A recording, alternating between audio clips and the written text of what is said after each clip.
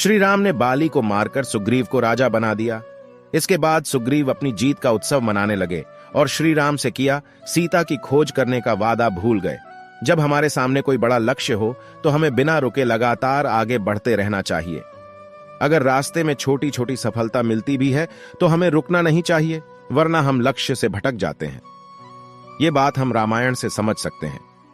रामायण में रावण ने सीता का हरण कर लिया था।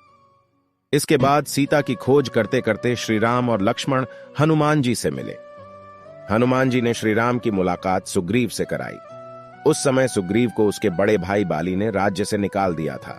उसकी पत्नी को भी अपने पास ही रख लिया था। श्री राम और सुग्रीव ने एक दूसरे की मदद करने का भरोसा दिलाया। श्री राम ने बाली को मारकर किष्किंधा का राजा सुग्रीव को बनाकर अपना वादा निभाया। सुग्रीव को बरसों बाद राज्य और स्त्री का संग मिला था।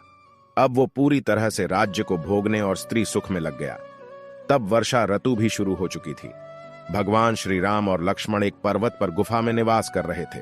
वर्षा ऋतु निकल गई, आसमान साफ हो गया।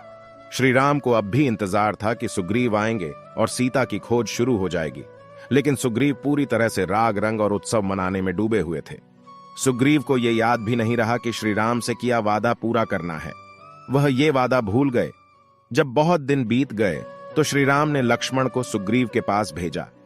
लक्ष्मण ने सुग्रीव पर क्रोध किया।